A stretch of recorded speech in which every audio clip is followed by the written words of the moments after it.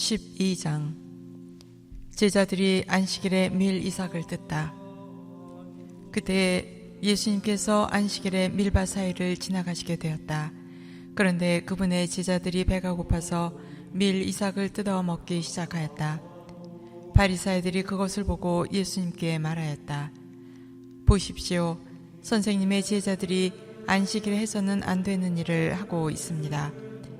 그러자 예수님께서 그들에게 말씀하셨다. 다윗과 그 일행이 배가 고팠을 때 다윗이 어떻게 하였는지 너희는 읽어본 적이 없느냐?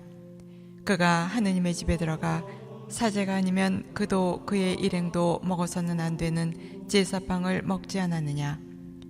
또 안식일에 사제들이 성전에서 안식일을 어겨도 죄가 되지 않는다는 것을 율법에서 읽어본 적이 없느냐? 내가 너희에게 말한다. 성전보다 더 큰 이가 여기에 있다. 내가 바라는 것은 희생제물이 아니라 자비다 하신 말씀이 무슨 뜻인지 너희가 알았더라면 죄 없는 이들을 단죄하지는 않았을 것이다. 사실 사람의 아들은 안식일의 주인이다. 안식일에 손이 오그라든 사람을 고치시다. 예수님께서는 그곳에서 자리를 옮겨 그들의 회당에 들어가셨는데 마침 거기에 한쪽 손이 오그라든 사람이 있었다. 사람들은 예수님을 고발하려고 안식일에 병을 고쳐주어도 됩니까? 하고 물었다. 그러자 예수님께서 그들에게 말씀하셨다. 너희 가운데 어떤 사람에게 양 한 마리가 있는데 그 양이 안식일에 구덩이에 빠졌다고 하자. 그러면 그것을 잡아 끌어내지 않겠느냐?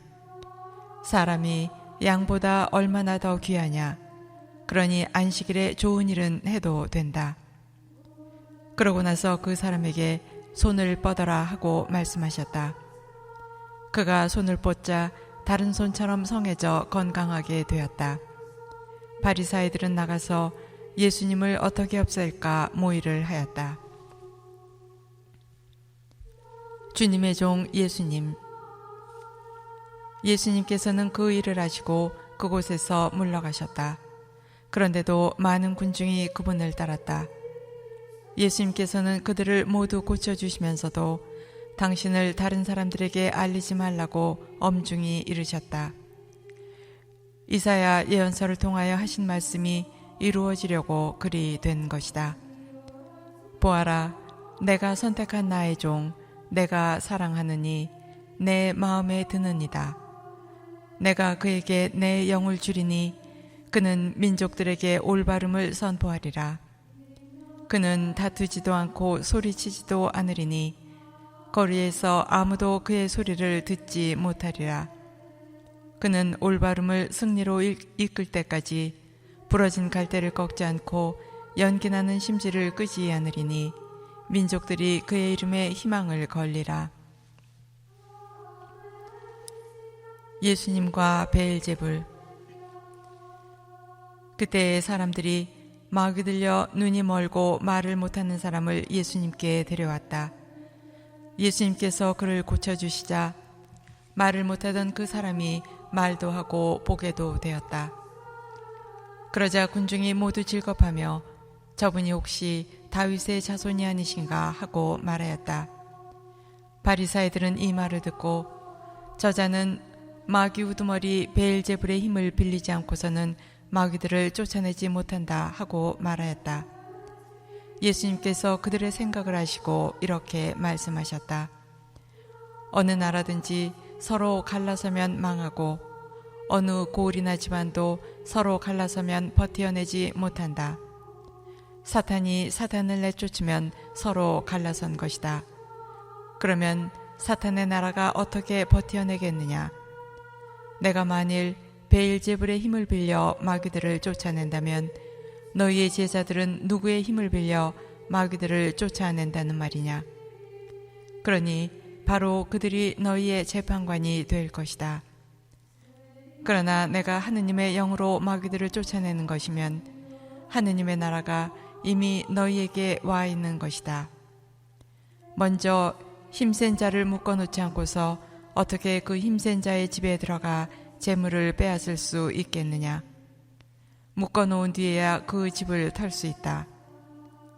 나와 함께 하지 않는 자는 나를 반대하는 자고 나와 함께 모아들이지 않는 자는 흩어버리는 자다. 그러므로 내가 너희에게 말한다. 사람들이 어떠한 죄를 짓든 신성을 모독하는 어떠한 말을 하든 다 용서받을 것이다. 그러나 성령을 모독하는 말은 용서받지 못할 것이다. 사람의 아들을 거슬러 말하는 자는 용서받을 것이다.